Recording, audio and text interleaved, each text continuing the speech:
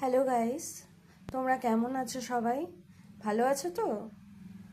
আচ্ছা, তো আজকে এটা দেখে বলো তো কি রান্না করতে পারি?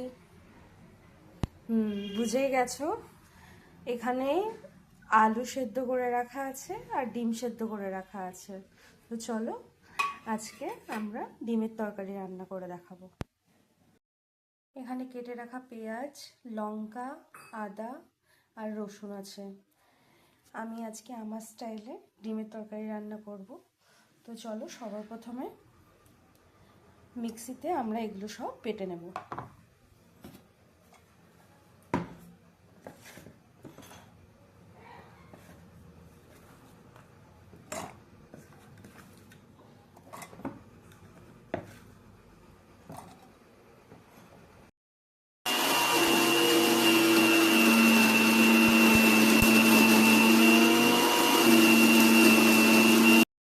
এখানে মিক্সিতে পেস্ট করা হয়ে গেছে, এই দেখো, এই যে এটা রেখে দেবো। এখন চলো আমরা যাই পরের প্রসেসে। আমরা এখানে একটা কড়াই নিয়ে নিয়েছি, এখন এটা গ্যাসে দেব আর এই কড়াইটাকে ভালো করে গরম করতে হবে। তো এটা গরম হোক। এবারে এখানে এই কড়াইতে একটুখানি গরম তেল দিয়ে দেব। তো গরম তেল দিয়ে দিয়েছি, না সরি, তেলটা দিয়ে দিয়েছি। এবার তেলটা একটু ভালো করে গরম হোক, তারপরে আমরা ডিমগুলো ছেড়ে দেবো এখানে।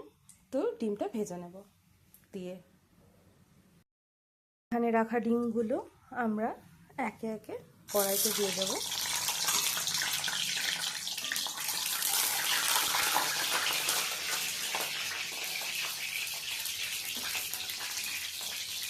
আঁচটা আপনি একটু মিডিয়াম ফ্লেমে রাখলেই বরঞ্চ ভালো হয়, তাহলে ডিমগুলো আর পুড়বে না।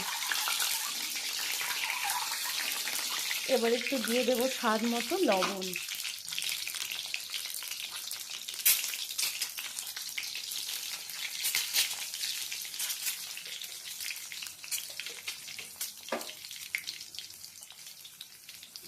আর দেবো অল্প পরিমাণে হলুদ।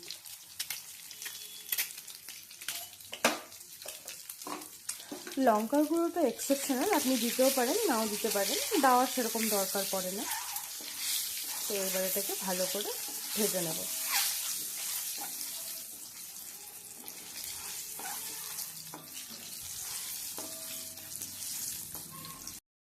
ডিমটা ভাজা হয়ে গেছে, আমি ডিমগুলো এখানে সাইডে তুলে রেখে দিয়েছি।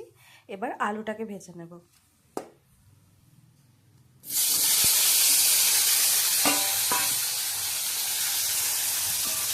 হালকা করে ভাজলেই হবে, বেশি ভাজার দরকার পড়ে না সেরকম। হালকা অল্প করে আমরা একটু ভেজে নেব স্বাদের জন্য।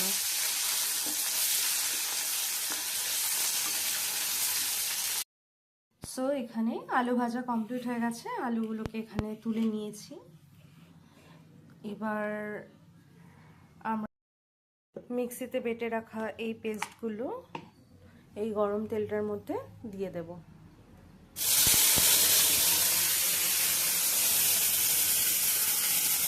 আচ্ছা, একটা কথা বলি, এই রান্নাতে কিন্তু আমি প্রথমে এলাচ বা দারচিনি বা তোমার তেজপাতা এগুলো কিছুই ইউজ করছি না, কারণ কি এই রান্নাটাই পুরোপুরি আমি আলাদা করে করছি, তার জন্য এগুলো আর আমি কিছু দিচ্ছি না। তো ডাইরেক্ট আমি এই পেস্টটা দিয়ে দিয়েছি, এটাকে ভালো করে ভাজবো আর কি।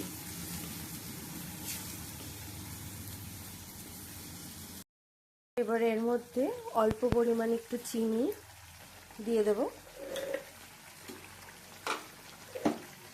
আর দেব একটু স্বাদ মতো লবণ,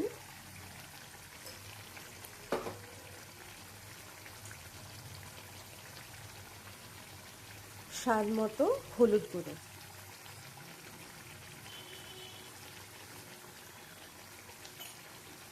এবার এটাকে ভালো করে আমি মেশাবো।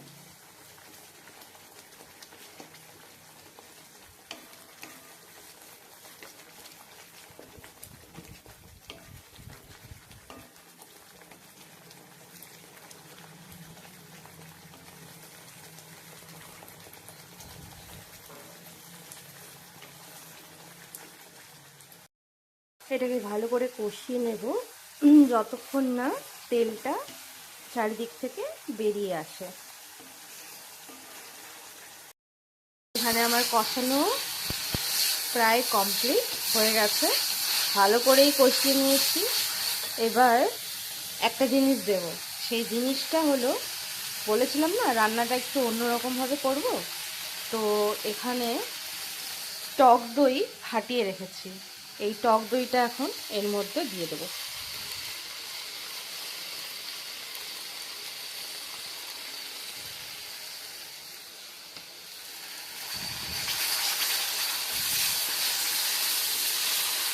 এই টক দই দিলে স্বাদটা একটু বাড়ে, আর তার মধ্যে থেকে তো রান্নাটা আমি অন্যরকমভাবে করছি আজকে,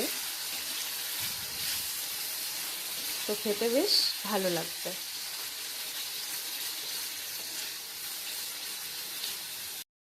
এবার এর মধ্যে অল্প একটু জিরে গুঁড়ো দিয়ে দিচ্ছি,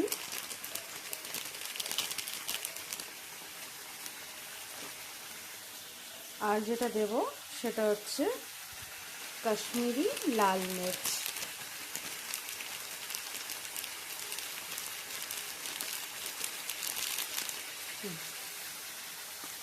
দিয়ে দিয়েছি, এবার এটাকে ভালো মতো করে কষে নেব।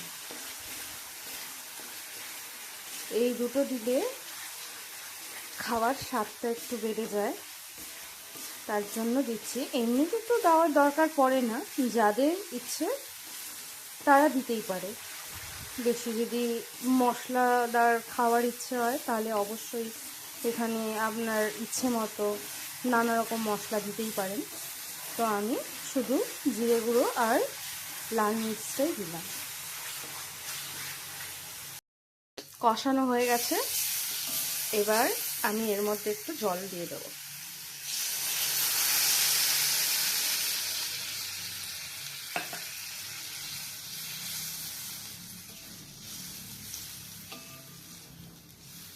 তার সাথে সাথে এখানে রাখা আলুগুলো আর ডিমগুলো দিয়ে ফুটিয়ে নেব।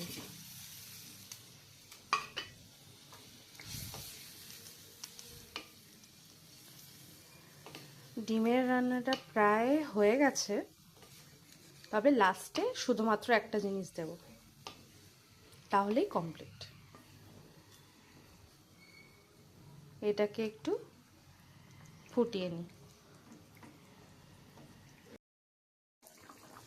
এই যে ঝোলটা এখন ফুটে গেছে, বলেছিলাম লাস্টে একটা জিনিস দিয়ে নামিয়ে নেব, তো সেটা হচ্ছে এই যে কসুরি মেথি, এটা এখন ছড়িয়ে দেব। এটার গন্ধ আর টেস্ট দুটোই আমার খেতে ভালো লাগে, তার জন্য আমি একটু দিয়ে দিচ্ছি। বাস, এবার দিয়ে নাড়িয়ে নেব।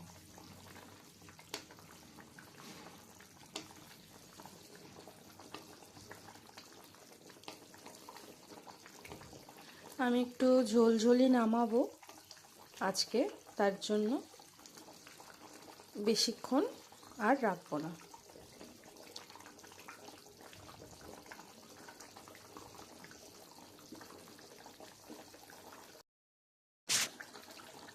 এবার আমি গ্যাসের ফ্লেমটা অফ করে দেবো। দিয়ে দেখুন, এই যে আমার ডিমের তরকারি রান্না কমপ্লিট।